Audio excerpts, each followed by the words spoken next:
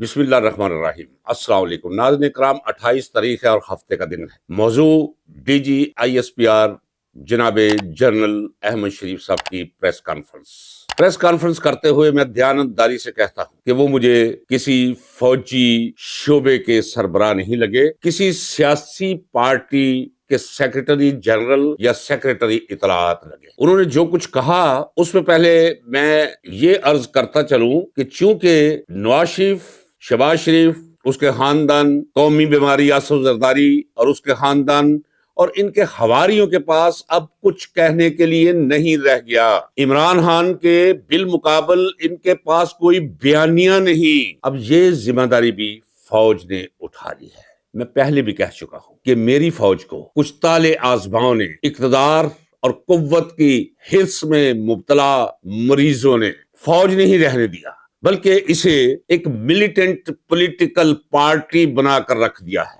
مثلا 9 مئی کے واقعے کو بنیاد بنا کر تھریٹس دیے گئے ہیں پی ٹی آئی کو، اور میں کہتا چلا رہا ہوں کہ پی ٹی آئی اب سیاسی پارٹی نہیں۔ اللہ کے بندو، عقل کے ناخن لو۔ پی ٹی آئی اس وقت قوم کا نام ہے۔ 90% عوام صرف دم نہیں بھرتی، ان کا دل دھڑکتا ہے عمران خان کے دل کے ساتھ۔ اور D G I S P R صاحب کا یہ کہنا 9 مئی کے بارے میں خوفناک باتیں کرتے ہوئے کہ 9 مئی کا مقدمہ فوج کا مقدمہ نہیں بلکہ یہ عوام کا مقدمہ ہے۔ احمد شریف صاحب 8 مئی کو ووٹ کے ذریعے عوام نے اس کا جواب آپ کو دے دیا تھا، اور میرا خیال ہے کہ یہ جواب کم ہے، آپ کو اس سے زیادہ واضح جواب چاہیے۔ اور واضح جواب سے میرا مطلب کیا ہے، میں وہ نہیں کہنا چاہتا، یہ نہیں کہ کسی خوف کے تحت نہیں کہنا چاہتا، میرا خدا گواہ ہے، میرا اندر یہ برداشت نہیں کرتا کہ جو منظر میں دیکھ رہا ہوں اب بنتے ہوئے وہ زبان پر لاؤں۔ یہ آئی ایس پی آر فوج کا ایک ذیلی شعبہ ہے، اور جہاں تک میں سمجھتا ہوں یہ عوام اور فوج کے درمیان خوشگوار تعلقات پیدا کرنے کے لیے اقدامات کرتا ہے۔ اس حقیقت سے کوئی بھی انکار نہیں کر سکتا کہ وہ فوج نہیں لڑ سکتی جس کی پشت پر اس کی قوم کھڑی نہ ہو۔ فوج بتاتی ہے عوام کو کہ وہ ملک اور قوم کے لیے کیا خدمات سر انجام دے رہی، تاکہ فوج کے بارے میں قوم کے دل میں محبت کے، احترام کے جذبات موجود ہوں۔ اب تو ایسے چلتا ہے کہ آئی ایس پی آر کا مقصد فقط عمران خان کی مخالفت، پی ٹی آئی کے بارے میں زہر اگلنا اور جھوٹ بولنا اور واقعات کی جھوٹی اور غلط تشریح اور تعبیر کرنا رہ گیا ہے، اور یہ کسی المیے سے کم نہیں۔ پاکستان کو محبت کرنے والے ایک شہری کی حیثیت سے میں یہ اپنا فرض سمجھتا ہوں کہ یہ پیغام دوں۔ اور D G I S P R صاحب، آپ کی پریس کانفرنس دیکھ اور سن کر میرا ہاتھ قلم کی طرف لپکا ہے کہ میں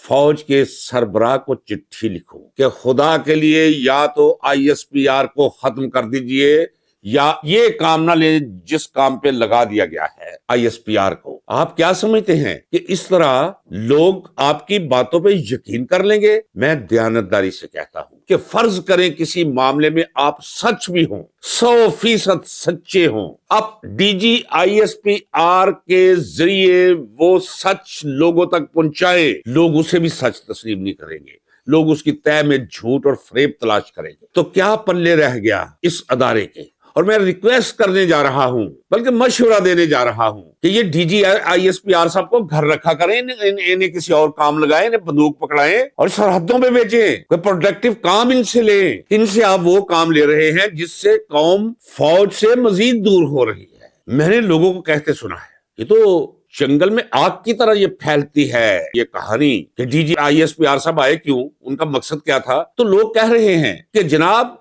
یہ مسلم لیگ نون کو، پیپلز پارٹی کو، باقی تمام پارٹیوں کو، ملاؤں کو استعمال کر کے دیکھ لیا ہے فوج نے پی ٹی آئی کے خلاف، اور کوئی ٹکے کا کام نہیں کر پائی۔ تو اب یہ سارے کا سارا ذمہ جو ہے وہ بھی فوج نے لے لیا ہے۔ سیاسی معاملات کی تشریح کرنا، سیاسی معاملات پہ بیان بازی کرنا، سیاسی معاملات کی طے میں محرک اور متحرک علتوں کی نشاندہی کرنی، اسے کیا پیغام جا رہا ہے کہ صرف 2 قوتیں رہ گئی ہیں اس ملک کے اندر سیاست کی میدان میں، ایک فوج۔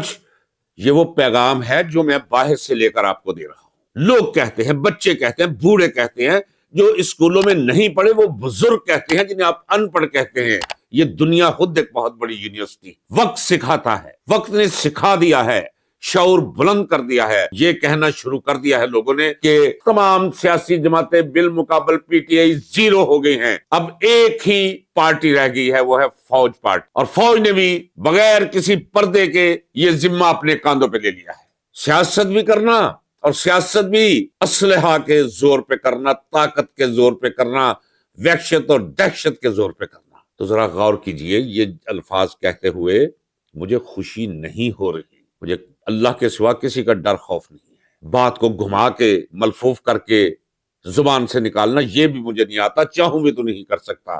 میں دیانتداری سے کہتا ہوں، خدا کو گواہ کر کے، کہ مجھے دکھ پہنچ رہا ہے اس وقت جو تصویر میں آپ کے سامنے پیش کر رہا ہوں، جو پبلک کے سینٹیمنٹس میں دے رہا ہوں۔ کدھر لے جا رہے ہیں آپ اس ملک کو، اس قوم کو؟ باقی تو بعد میں دیکھا جائے گا کہ دنیا نے پاکستان کو کس طرح اور کیوں ٹارگٹ کر رکھا ہے، اور انہیں تو کچھ کرنے کی ضرورت ہی نہیں جو وہ چاہتے ہیں۔ کیا چاہتے ہیں وہ؟ سیاست کے طالب علم کی حیثیت سے میں آپ کو بتا دوں، پتہ آپ کو بھی ہے، وہ چاہتے ہیں کہ 2030 سے پہلے پاکستان نام کا کوئی ملک اس نقشے پہ باقی نہ رہے، عالمی نقشے پہ، اور انہیں کرنا بھی کچھ نہیں پڑ رہا، سب کچھ ہم خود مل کر کر رہے ہیں۔ دیکھیے کتنا بڑا المیہ سانحہ ہے، یہ سانحہ ہے کہ ایک ہی پارٹی رہ جائے اور باقی پارٹی کوئی نہ رہے، عوام کی نظر میں زیرو ہو جائے، راندہ درگاہ قرار پا جائے، مردود قرار پا جائے۔ یہ کوئی اچھی بات نہیں ہے۔ کسی بھی مقبول سیاسی پارٹی کے بالمقابل ایک تھوڑی سی کم مقبول پارٹی رہنی چاہیے تاکہ بیلنس قائم رہے۔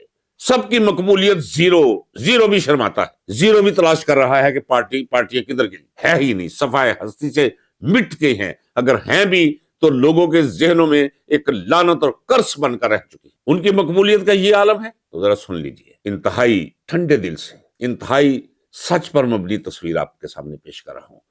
فوج کی مقبولیت بھی زیرو سے نیچے جا رہی، تو باقی کیا رہ گیا؟ اور جو مقبول ہے اسے پکڑ کر آپ نے مصروف کیا ہوا ہے، زندہ رکھا ہوا ہے، سلیپ پہ لٹکا رکھا ہے، عوام کو ڈرا رکھا ہے، دھمکا رکھا ہے، اور ابھی زخم مندمل ہونے نہیں پاتے تو D G I S P R صاحب نمودار ہو جاتے ہیں۔ ذرا ایک بات بتائیے، کسی میلے میں بھینس لا کے کھڑی کر دی جائے اور بھینس چارہ بھی کھا رہی ہو، بھینس گلے سے آواز بھی نکال رہی ہو، وقت بھی دن کا ہو، اور کوئی شخص اٹھ کے کہے یہ بھینس نہیں یہ بکری ہے، کوئی مانے گا اس جھوٹ کو، اس تلبیس کو؟ تو آپ کا یہ کہنا کہ 26 اور 27 نومبر کی درمیانی شب فوج نے گولی نہیں چلائی، اور جو لاشیں پڑی تھی وہ کس نے گرائی؟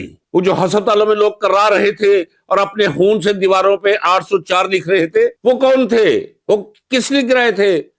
آپ نے کہا D G I S P R صاحب کہ انہی کے لوگ تھے جو بندوق کے ساتھ لے کر آئے تھے۔ اس کا مطلب یہ ہے کہ وہ جو جلوس آیا تھا وہ ڈی چوک کے قریب پہنچ کر انہوں نے ایک دوسرے کے سامنے بندوقیں کر لی تھی، ٹھا ٹھا مارنا شروع کر دیا تھا، گرنے شروع ہو گئے تھے، 100 لاشیں بھی گر گئی تھی، 200 زخمی بھی ہو گئے تھے، ہسپتال بھر گئے تھے، ایمرجنسی لگ گئی تھی، کنٹینروں میں بھی لاشیں جو ہیں وہ ان کے ہاتھوں مقتولوں کی تھی جو جلوس لے کر ڈی چوک احتجاج کے لیے آ رہے تھے۔ خدا کا خوف کرے، وہ جو لفافہ صحافی آپ نے سامنے بٹھائے ہوتے ہیں، ڈر سے خوف سے زبان نہیں کھولتے، ان کی روحیں بھی بال کھول کے دمادم مسکل اندر ناچ رہی ہوں گی پاگل پن سے جب آپ یہ کہہ رہے تھے کہ گولی نہیں چلائی کسی بھی ایجنسی نے، خود انہوں نے ایک دوسرے کو مارا ہے۔ تو بدائن سے پوچھیں ڈی جی آئی ایس پی صاحب، احمد شریف صاحب، لیفٹیننٹ جنرل صاحب، ابھی لائٹنگ آف کس نے کی تھی؟ کون پھیل گئے تھے اسی وقت؟ آس پاس کے تمام پلازوں سے کون کہہ رہا تھا کہ خبردار اگر کسی نے یو پی ایس بھی استعمال کیا بند کر دو، یو پی ایس بند ہو گئے، اعلان ہوا آس پاس کے پورے 2 کلومیٹر کے ایریا میں۔ وہ سنائپر ساتھ لے کر آئے تھے، وہ جو پہلے سے پلازوں پہ چڑھے ہوئے تھے جنہوں نے گولیاں چلائی۔ کچھ خیال ہونا چاہیے، جھوٹ بھی بولا جائے تو کم از کم ایسا ہو کہ کسی سننے والے کو شبے میں مبتلا کر دے کہ یار ہو سکتا ہے یہ ہو، تو کیا کریڈیبلٹی رہ گئی؟ اول تو آنے کی ضرورت کیا ہے اور ان موضوعات کو چھیڑنے کی ضرورت کیا ہے؟ تو عمران خان کہتا ہے جوڈیشل کمیشن قائم کریں، اور اس کا مطالبہ ہے کہ 9 مئی کے ماسٹر مائنڈ کا تعین کیا جائے، سہولت کاروں کا تعین کیا جائے، ماسٹر مائنڈ کو پھانسی پر لٹکایا جائے۔ بالکل میں کہتا ہوں لٹکایا جانا چاہیے، جو اس ملک اور قوم کے ساتھ اس دن ہوا ہے۔ میں پہلے بھی کہہ چکا ہوں کہ شہداء کی تصویریں پکڑ کر نیچے پھینکنا، مونومنٹس کو گرانا، یہ کوئی بھارتی ذہن اس پہ خوش ہو سکتا ہے، کوئی پاکستانی خوش نہیں ہو سکتا۔ اور پھر آپ نے آ کر سوشل میڈیا پہ کام کرنے والے لوگوں کو ڈرانا دھمکانا شروع کر دیا ہے۔ اس میں کوئی شک نہیں کہ سوشل میڈیا کے کچھ غلط استعمال بھی ہے، لیکن سوشل میڈیا طاقت ہے۔ آپ ذرا پوچھیں جا کے ان سے، یہ جیو ٹی وی والوں سے، یہ تنخواہیں کہاں سے دے رہے ہیں؟ کوئی نہیں دیکھتا انہیں، نہ ان کا کوئی اخبار پڑھتا ہے۔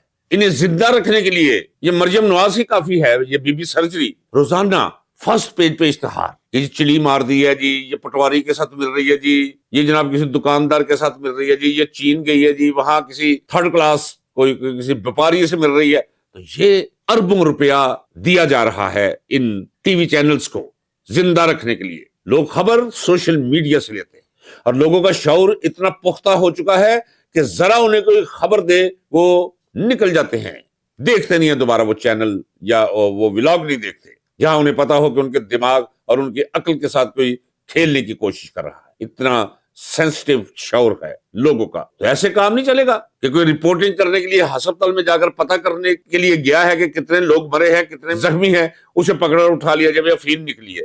تو یہ ملک کا حال کر کے رکھ دیا ہے آپ لوگوں نے. مقرر کہتا ہوں یا تو ISPR کا محکمہ ختم کر دیا جائے یا اسے وہی کام کرنا چاہیے. وہ کام اب کریں گے کہاں؟ اب عوام کو اتنی دور پھینک دیا ہے اپنے آپ سے. اب عوام کو قریب لانے کا ایک ہی راستہ باقی ہے کہ یہ جو چور اچکے لٹیرے ٹیٹیز والے جو کھرپتی ہو گئے لوٹ کر، اور آپ کو پتا ہے آپ کے پاس ریکارڈ موجود ہے، ان کا بوریا بستر لپیٹے اپنی نفرت پر کنٹرول پائیں. عمران خان جس کے خلاف 176 کے قریب سارے ناجائز اور جھوٹے مقدمات ہیں، فوری طور پہ وہ ختم کرے. پاکستان کے لیے راہ ہے، ترقی کی بھی ہے اور اس کی سالمیت کی ضمانت بھی ہے. اتفاق ہے اور حسن اتفاق ہے کہ وہ عمران خان ہے. امن سلامتی کی طرف ایک ہی راستہ جاتا ہے، اس کے علاوہ کوئی دوسرا دروازہ نہیں. جتنا جبر سے کام لیا جائے گا اتنا ہی لاوا مزید پکے گا اور جب پھر پھٹے گا کچھ بھی باقی نہیں رہے گا. ذرا تاریخ سے سبق سیکھیں. تاریخ کالمیہ کے تاریخ سے کوئی سبق نہیں سیکھتا، وہ ہماری اشرافیہ نہیں سیکھ رہی. ناظرین اکرام، سب سے اہم موضوع جسے میں نے ٹچ نہیں کیا وہ ہے آئے روز پاک فوج کے جوانوں اور افسران کی جانوں کا ضیاع. ہمیں کہا کیا جاتا ہے دہشت گردی. اس میں کوئی شک نہیں، دہشت گردی کے خلاف وہ سینہ سپر ہے. جو سچ ہے وہ سچ ہے. سوال یہ ہے کہ یہ جو بیانیہ بنایا جا رہا ہے دہشت گردی کے خلاف اپنے باقی تمام کرتوتوں پہ پردہ ڈالنے کے لیے، یہ دہشت گردی ہے کیا؟ اس کے بیج کس نے بوئے؟